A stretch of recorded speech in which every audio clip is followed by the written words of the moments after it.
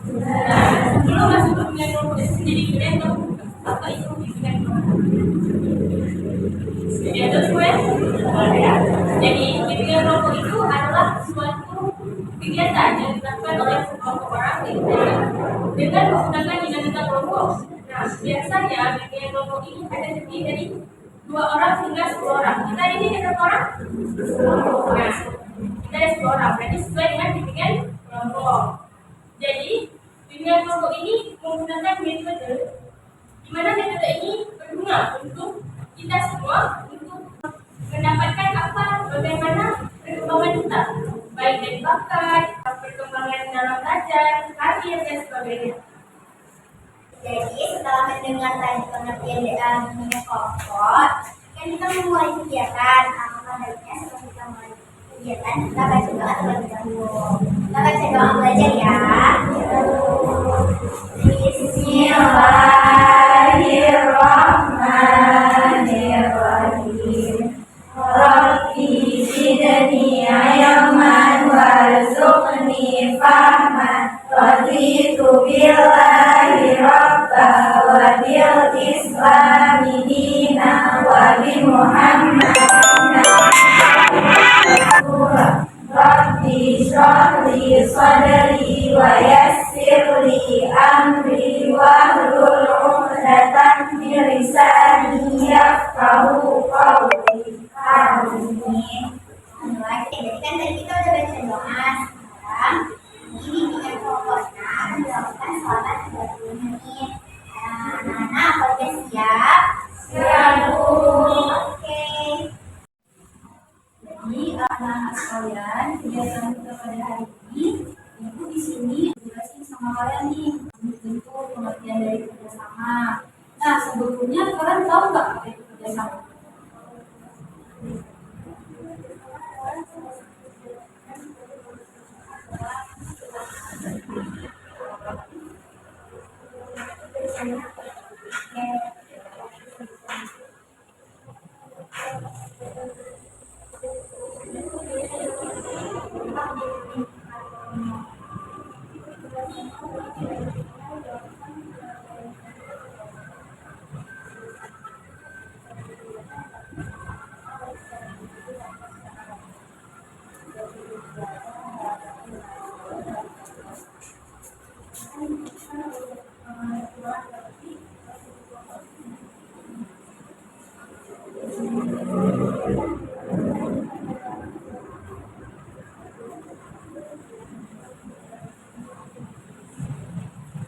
Nah, tadi kan kan udah pada tahu nih kalau jadi kerjasama, bagus-bagus juga jawabannya ya kan. Nah, jadi kalau nanti mau jadi di sini bakal kasih pengertian kepada kalian tentang kerjasama lebih dalam lagi. Nah, kerjasama itu kegiatan atau usaha yang dilakukan oleh 1 atau 2 orang atau lebih di dalam suatu kelompok untuk meningkatkan suatu usaha di kelompok tersebut. Nah, selain itu juga kerjasama ini memiliki banyak sekali manfaat. Kalau misalnya kita kerjain suatu kegiatan sama-sama itu jadi lebih cepat selesai kan? Kayak ada satu hal yang susah kerjain sama-sama jadi lebih mudah selesai gitu. Terus kalau misalnya kita kerja sama itu di suatu bersama atau di suatu organisasi, itu tuh buat kita jadi lebih gampang berkomunikasi karena kan di situ kita nggak cuma jumpa sama orang yang baru aja, jumpa orang yang baru juga. Jadi kayak itu lebih membantu skill komunikasi kita. Di kerjasama ini juga kan pastinya ada banyak orang nih kayak kita jumpa. Pasti di sini ada yang masuk OSIS. Belum ada ya? Belum ada. Nah, jadi kalau misalnya kalian di OSIS itu nanti kalian bakal banyak jumpa orang, bakal banyak jumpa kawan-kawan baru juga, bukan kawan yang kelasnya kan nanti ada kayak di kelas lain gitu kan. Nah, di situ kalian jadi lebih ngerti atau bagian dari orang individu tersebut, kayak kalian bisa lihat dan itu orangnya gimana. Dan kalian itu mungkin bisa jadi lebih orang yang pengertian terhadap keadaan lingkungan kalian. Masa itu juga itu dia ada bentuk-bentuknya. Itu di sini bakal jelasin kerjasama itu bentuk dan kepentingannya. Jadi yang pertama itu ada bargaining. Nah, di situ bentuk kerjasama itu yang muncul karena adanya perjanjian. Jadi itu bukan kayak tiba-tiba kayak kerjasama kan ada tuh yang kalau misalnya piket pas pulang sekolah kan pasti ada piket kan kalau pulang sekolah. Nah itu pasti kan kalau misalnya piketnya itu kan tiba-tiba tuh kerjasamanya kayak suruh kawan yang cewek, suruh kawan yang cowok kayak ayo kita sapu nih, ayo buang sampah nanti sini, buang sampah nanti sini yang sapu yang ngepel gitu kan. Nah beda sama si begini ini, kalau begini itu dia pakai perjanjian itu, dia itu kayak di kantor-kantoran gitu di atas materai. Nah yang kedua itu ada perjanjian kerjasama kooptasi. Kerjasama kooptasi itu dia tuh kayak penerimaan hal baru di suatu organisasi atau di suatu usaha. Yang dimana itu berarti kayak harus ada kesepakatan antara si ketua atau si wakil ketua yang berada di perusahaan tersebut. Tidak bisa sembarangan kayak misal di penerimaan OSIS nih ada mau rekrut calon mahasiswa baru, itu nggak bisa sembarangan yang kayak ini masih ini masih itu nggak bisa. Dia tuh harus kayak si wakilnya itu harus ngomong dulu sama si ketuanya kayak anak ini bisa nggak menurut kamu masuk dalam organisasi ini, dan ini bisa nggak masuk dalam sini gitu. Lalu yang ketiga tadi adalah koalisi.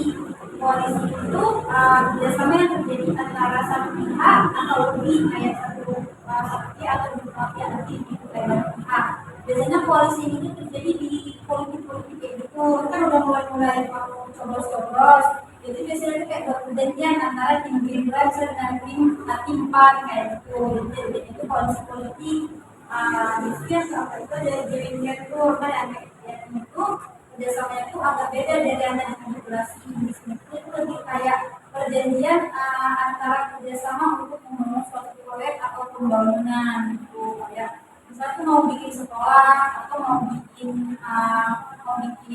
gedung kayak gitu. Jadi dia tuh harus ada perjanjian kayak gitu, nggak boleh sembarangan karena itu kan bersedia dan besar juga kan gitu. Nah dari penjelasan itu tadi kan udah pada tahu nih kerjasamanya itu apa aja. Sudah ada 20. Nah setelah ibu jelasin pemaparan materi tentang kerjasama tadi ini, ada yang mau ceritain pengalamannya yang bersangkutan dengan kerjasama nggak? Misalnya siapa? Jauh.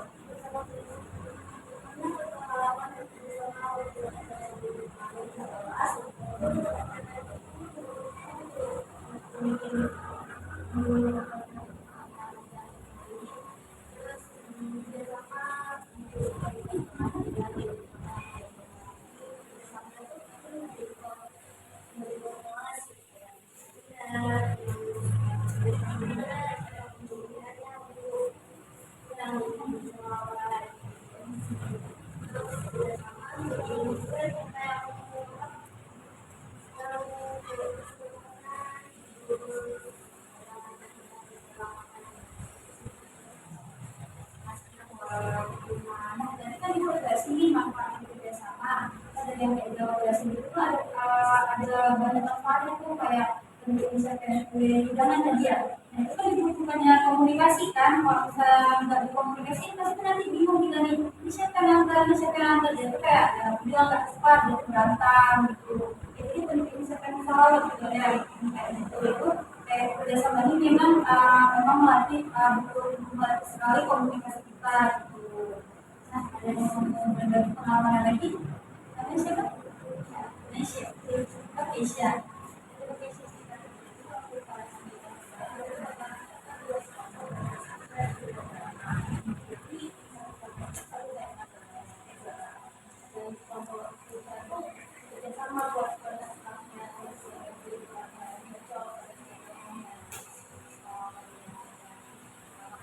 Nah, kayak dedikasi kan itu untuk penentuan lama ya. Untuk itu kita juga butuh nih sebuah komunikasi. Karena kan nanti kalau misalnya ada jadi pasti ini siapa yang mau milih ini siapa yang mau milih ini kan kita bingung gitu. Ada yang mau berbagi pengalaman lagi? Saya bisa. Oke.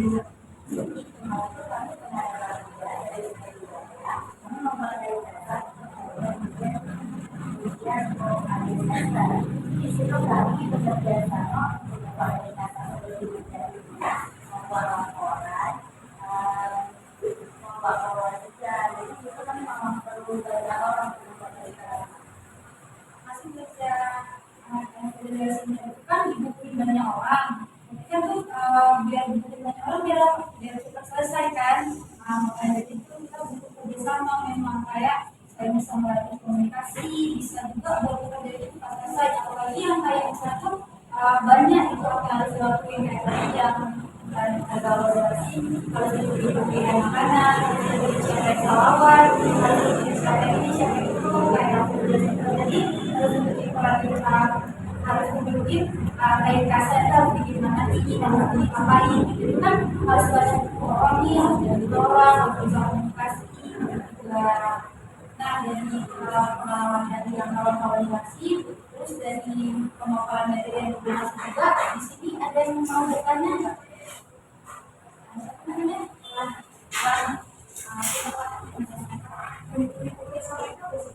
Kepentingan kerjasama istilahnya kita kalau nanya nih kepentingan kerjasama itu apa, jadi di sini ibu bakal jelasin kepentingan kerjasama itu apa.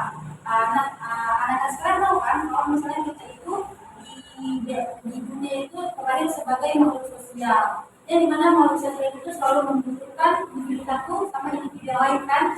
Maka dari itu kita punya kerjasama, kayak kita tuh nggak mungkin di dunia itu bisa sendiri, bisa melakukan apa itu pun sendiri.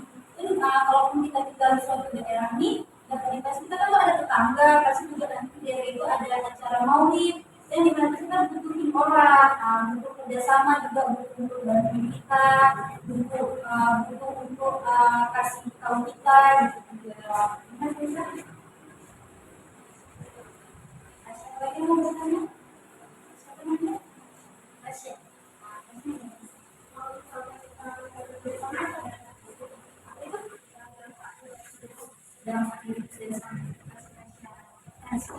Itu bakal jauh lebih sama. Dan dengan pertanyaannya itu dampak dari kita kerjasama. Dampak dari kita kerjasama itu ada banyak dampak. Karena itu ada dampak yang positif. Karena pasti kalau misalnya kita kerjasama itu pekerjaan kita jadi lebih cepat selesai. Jadi kayak walaupun kerjanya itu sebesar apapun, sesulit apapun, kalau kita kerjasama itu pasti tetap bakal bisa diselesaikan sama-sama, tetap bakal bisa diselesaikan dengan cepat gitu. Dan kayak dampaknya itu kita bisa jadi lebih komunikasi dengan orang-orang di sekitar kita, bisa kayak lebih tahu satu sama lain, bisa lebih tahu keadaan juga, lebih dekat terhadap keadaan sekitar gitu. Nah, gimana tadi dari teman-teman cerita pengalamannya, teman-teman yang banyak dari penjelasan itu, saya sudah tahu banyak yang tentang kerjasama. Sekarang udah tahu kerjasama, itu sudah ada kerjasama. Ada kemudian kita masuk ke tujuan dari kerjasama.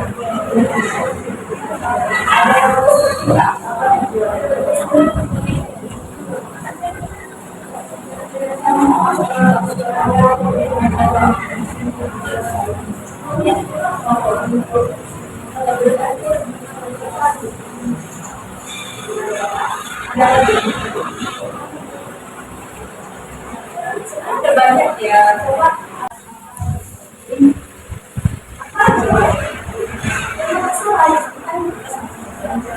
masalah nanti pasti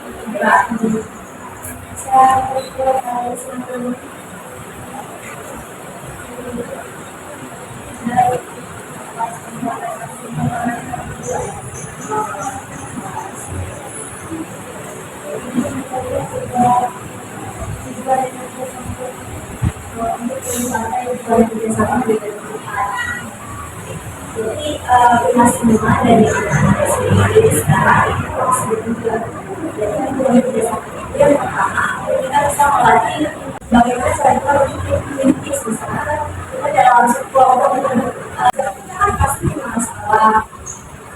Dalam satu kita dalam kelompok kita itu dilatih untuk bagaimana cara kita menyelesaikan masalah tersebut. Nah kalau misalnya kita akan membiasakan diri untuk berlatih bagaimana cara kita untuk menyelesaikan satu masalah tersebut, kita akan terbiasa gitu. Itu adanya tujuan kerjasama itu dan untuk meningkatkan mengembangkan keterampilan bagaimana cara kita bersosialisasi di lingkungan, bagaimana cara kita berkomunikasi gitu. Ada yang coba kenapa sih mengembangkan keterampilan berkomunikasi ini menjadi tujuan dari kerjasama?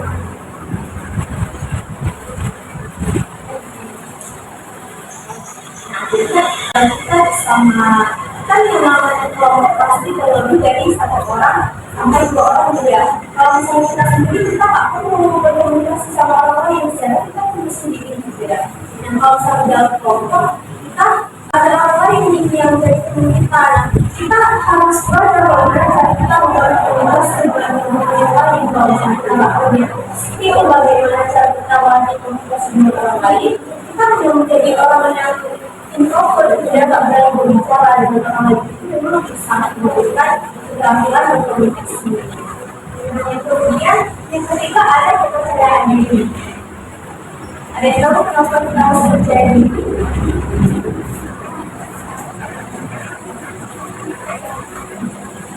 Tapi seperti tadi, kalau misalnya kita nggak punya kepercayaan diri di dalam satu kelompok, kita pasti semua yang ada di dalam pikiran kita nggak berani menggunakan apa yang ada di pikiran kita nggak berani menggunakan cara kita meyakinkan dia dan menjelaskan kita. Kemudian kita juga nggak punya keberanian berbicara di depan banyak orang. Nah, misalnya anak-anak kita sudah sering presentasi di kelas, enggak? Nah, kenapa gitu? Kan namanya jadi ya itu kemudian kepercayaan diri. Kemudian yang terakhir ada tujuannya yaitu bagaimana cara kita belajar saling menghormati. Kenapa ada saling menghormati? Ya,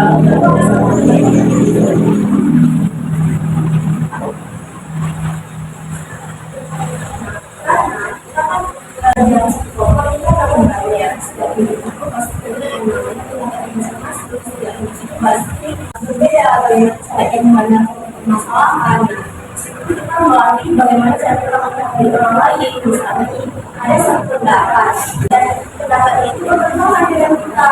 Kalau misalnya kita nggak berusaha untuk memahami apa yang disampaikan, pasti nanti timbul yang namanya menentukan ya. Nah, kita harus berusaha memahami bagaimana cara kita bisa melihat bagaimana sih pemikiran kesulitan dari dia. Jadi kita juga perlu diberi, tidak tahu dia apa sih tujuan kerjasama. Ada yang mau belajar dulu nggak? Dia bisa belajar di sini.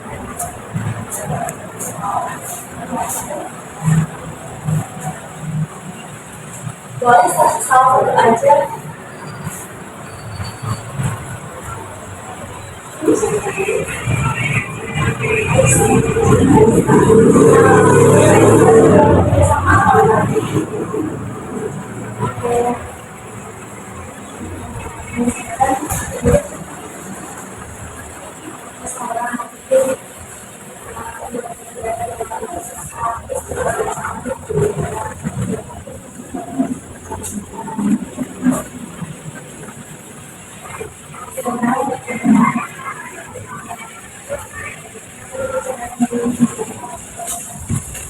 Nah, ini kerjasama namanya. Kerjasama termasuk kerjasama yang apa? Nanti dan baru ya. Ada lagi? Nah, ini termasuk tujuan kerjasama yang melatih kepercayaan diri. Dan kalau misalnya kita nggak punya kepercayaan diri, misalnya kita tahu kita nggak punya kepercayaan diri, kemudian apa yang kita lakukan kita sama aja enggak ya. Kita harus belajar bagaimana cara kita menunjukkan kepercayaan diri. Sekarang kita lanjut ke contoh-contoh kerjasama. Kalau misalnya contoh kerjasama di lingkungan masyarakat, itu apa saja? Pasti kita semua bagian dari sama masyarakat.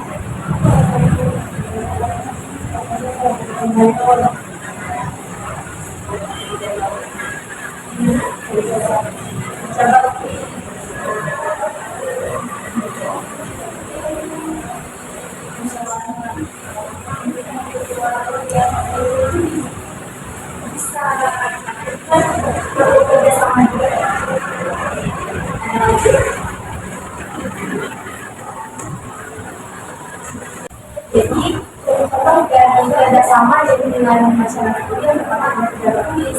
Sebenarnya tadi disebutkan ya, nah yang kedua itu kan menunjukkan semua masyarakat desa membersihkan sesuatu yang memang kita misalnya membersihkan lokal, ya banjir, jadi misalnya kalau udah masuk di musim hujan ya itu kan kalau banjir, kalau misalnya ada sesuatu yang ada di sekitar, itu memang masih sebaliknya itu lebih ribet lagi ya untuk selesaikan masalah itu.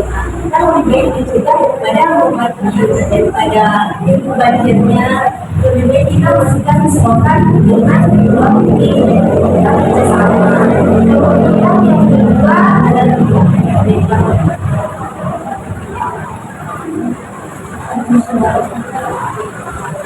ada yang namanya musyawarah muda, itu ya pilihan pemimpin dalam musyawarah itu kan kita juga bukan yang bersama kita saling menghargai orang lain gitu. Jadi kita nggak boleh ikut sendiri langsung mendapat kita aja yang benar, sedangkan mendapat orang enggak, kita nggak boleh ya. Dan kemudian ada yang namanya yang ketiga yaitu ada gotong royong pembangunan balai desa. Kenapa membutuhkan kerjasama? Karena itu membutuhkan banyak tenaga. Kalau misalnya hanya dua orang yang bekerja itu membutuhkan proses banyak. Kemudian untuk merayakan 17 Agustus. Jadi itu kenapa diperlukan kerjasama dalam merayakan 17 Agustus. Jadi kan kalau misalnya bertemu royong untuk mempersiapkan 17 Agustus itu kan acara yang besar gitu ya, membutuhkan banyak tenaga untuk menyelesaikan dekorasi ataupun memasukkan seni halaman gitu. Kalau misalnya kita hanya dua orang yang kerja sekitar lapangan ataupun untuk wilayah yang ditawarkan itu akan diselesaikan dengan cepat.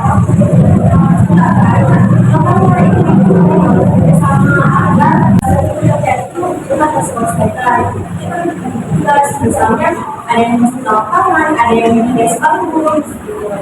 Sekarang kalau misalnya contoh pada sama di sekolah ada yang tahu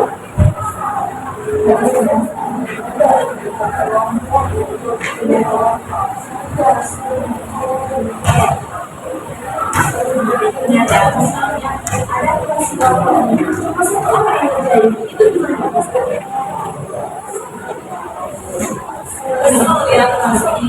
Kalau saja ada terbaru sebuah kerjasama dengan teman yang lain ataupun masuk orang yang berkontribusi dalam menyelesaikan masalah itu juga akan memutuskan kalau suatu orang ini tadi ya. Nah makanya itu namanya belajar untuk bekerjasama atau berdasarkan suasana tersebut. Kalau misalnya kita sendiri yang capek gitu. Nah kemudian ada kelas. Kalau misalnya memang kelas yang kelas di setiap harinya itu masih berbeda ya, sesuai bukan untuk nah makanya aku adanya yang membutuhkan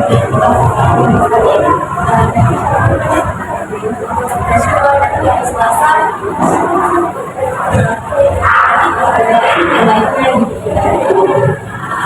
jadi udah tahu ya untuk kerjasama di masyarakat sama di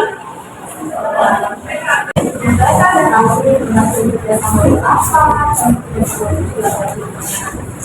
Sekarang lebih jelas ada yang tahu nggak lebih kerjasama atau berdasarkan atribusi? Kerjasama berdasarkan atribusi ini ada ada spontan. Kalau misalnya dulu karena spontan apa sih yang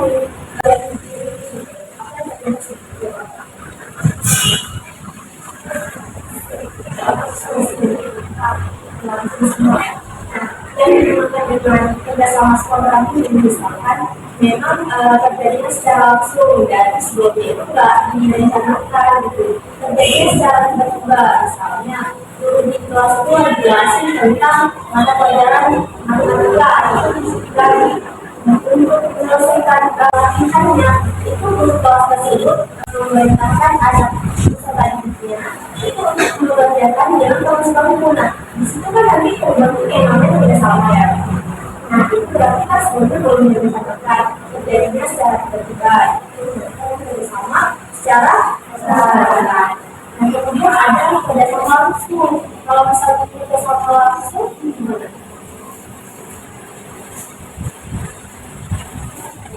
Kalau kerjasama langsung itu berarti sebelumnya udah ada yang ngasih arahan, ada yang ngasih perintah. Misalnya kepala sekolah karena udah mengirim ujian, misalnya kan pasti ada diberitahukan kepada seluruh siswa sekolah kelas 1 Banda Aceh lain bersama untuk mendampingi kegiatan.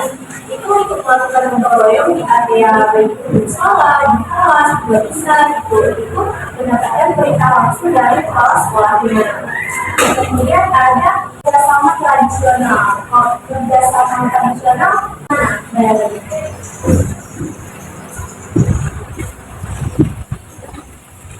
kalau tradisi jangan banget kalau misalnya kamu sudah ada enggak kan kalau salah sih kita belajar.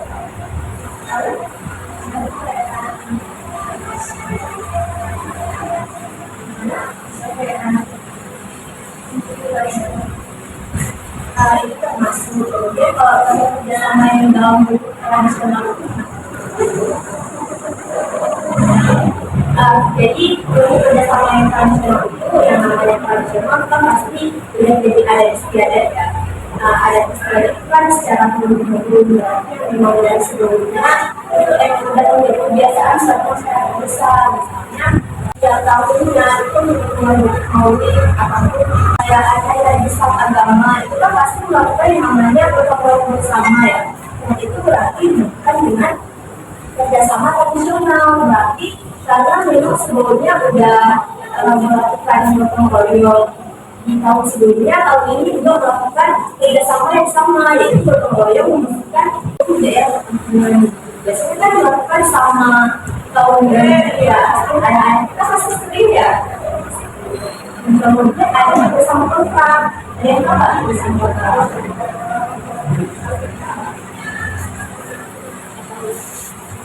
nah kalau kontrak itu berarti kan artinya perjanjian ya dan kalau perjanjian itu berarti kerjasama tersebut dilakukan karena adanya suatu perjanjian karena adanya suatu alasan dibalik seorang melakukan kerjasama kontrak tersebut. Jadi kan kalian sudah tahu nih ada sih bentuk kerjasama dari berdasarkan agresi.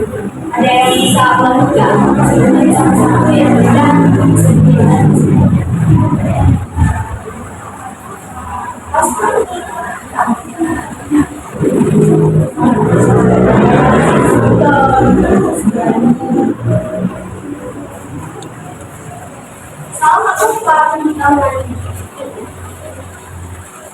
Salah satu kalau sedikit boleh kalau emang itu berdasarkan ada penelitian ilmiah langsung juga lebih bagus.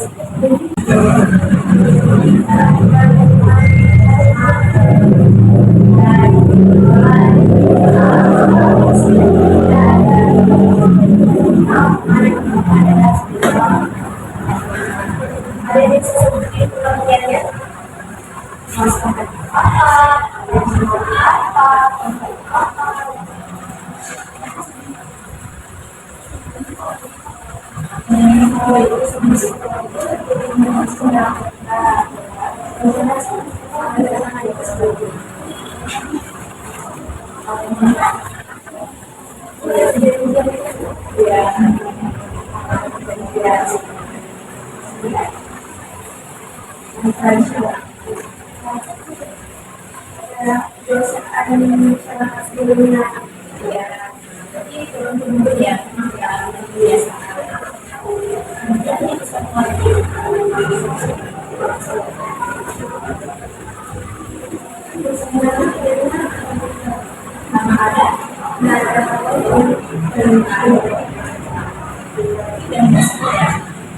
mungkin karena nggak ada kejadian nih, makanya nggak berani ungkapin gitu kan. Nah jadi tadi kan kita pastinya capek ya dengan materi-materi aja. Nah itu kan kita tadi fokus dengan main game. Jadi ibu minta anak pilih pasangan berpasangan dua orang. Terus nanti yang ekspektifnya itu nanti langsung mundur ya, nanti yang menang kita dapat dana. Nah, jadi ekspektifnya tuh kalau misalnya ibu tepuk satu, jadi kalian tuh jangan tepuk sama kawan yang ada contohnya ini, kan? Misalnya itu tepuk satu, jadi kalian nggak tepuk. Terus kalau misalnya itu tepuk, jadi kalian tepuk satu, dua, tiga. Tuh, terus kalau misalnya tepuknya 3 kali, kalian tepuk lagi. Iya apa diulang lagi? Kalau misalnya satu, berarti nggak cukup. Kalau misalnya dua, berarti tiga kali. Kalau misalnya tiga, jadi satu kali. Saya hitung lagi. Ya, tapi ya berpasangan dengan berdiri ya. Semuanya berdiri.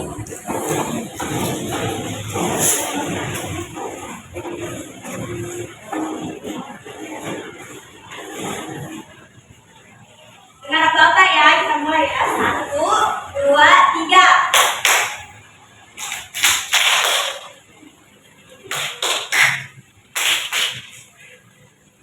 Kan kalau misalnya tiga kali, satu kali cuma. Siapa ada yang lebih dari satu kali udah? Dia jangan.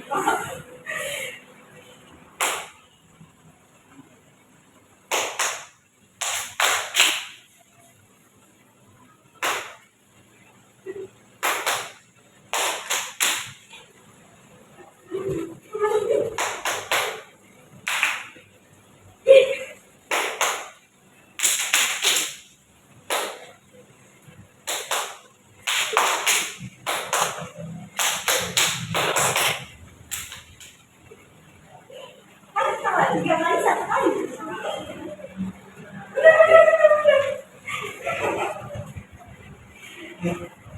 Nah, lanjut ya.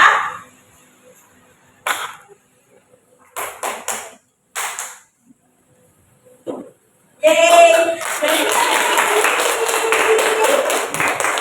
Saya dapat donat, selamat ya.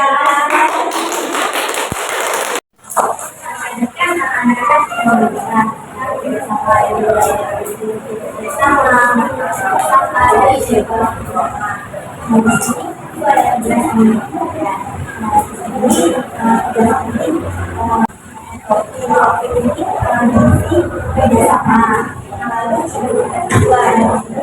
nama kalian kita tidak bersama tradisi apa bersama yang bisa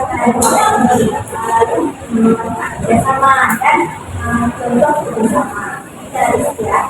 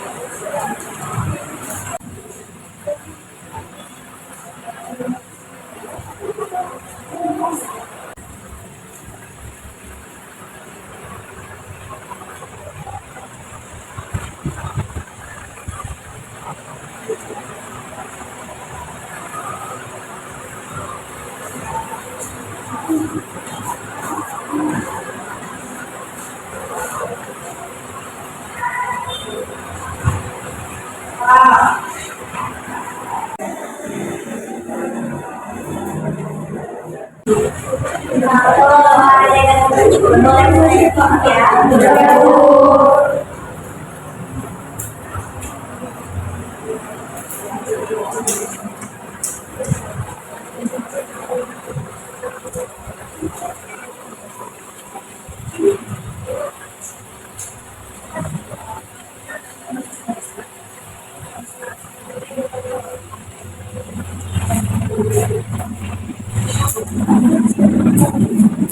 Kalau udah siap, ikutin ya.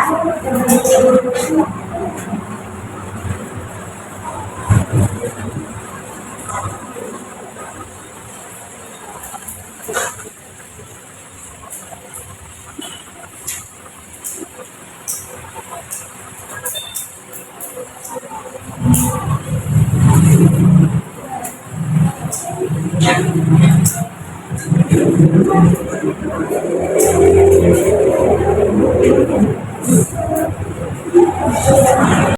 kasih ya anak-anak.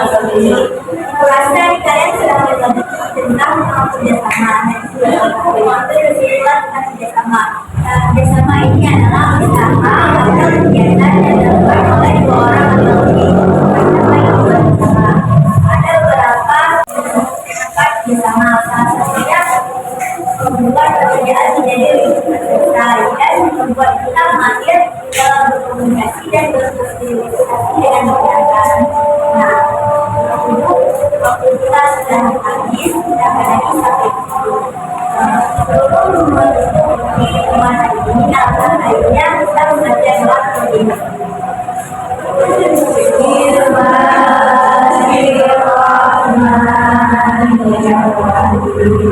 Subhanaka Allahumma wa bihamdika asyhadu an la ilaha illa anta astaghfiruka wa atubu ilaika.